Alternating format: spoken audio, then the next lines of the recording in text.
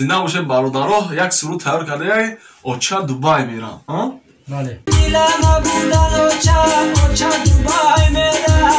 خودی چلخترانی مومینوباد قصه اومده که کمی از سرود تیار کردیم پیشکش بعد مرد. خدایا دست بگیری دستی مرا بگیری خدایا دست بگیری دستی مرا بگیری ای برای زنگیری اوچا دبی میرم. کانال ماجد کلوبی را فراموش نکنه. تماشا کنن.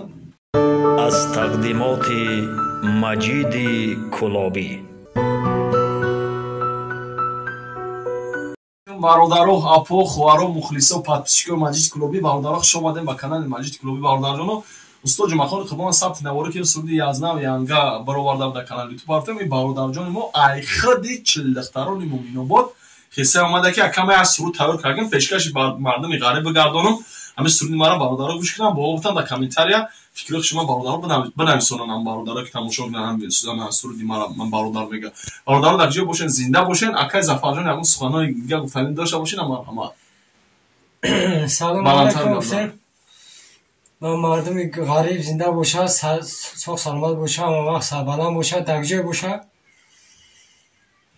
کانال مجید کلوبی را فراموش نکنه. تماشا کنن.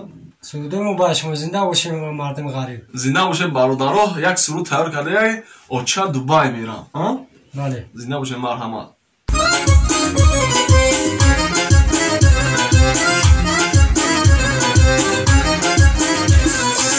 ماشینای خارجه در و شهر کوچه ماشینای خارجه در و شهر کوچه دیلم بودن اوچا دبی میرم.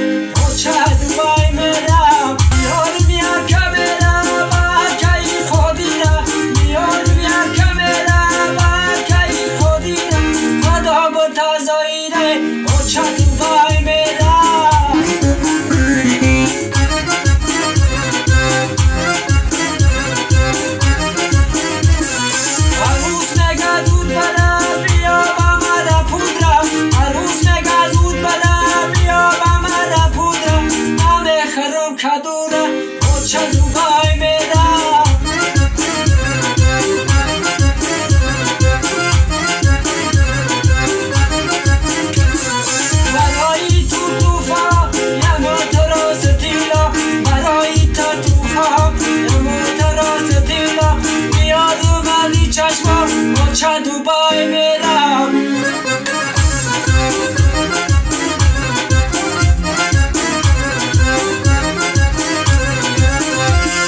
خدایا دست بگیری دستی مرا بگیری خدایا دست بگیری دستی مرا بگیری ای برای زنگیری اوچا دبی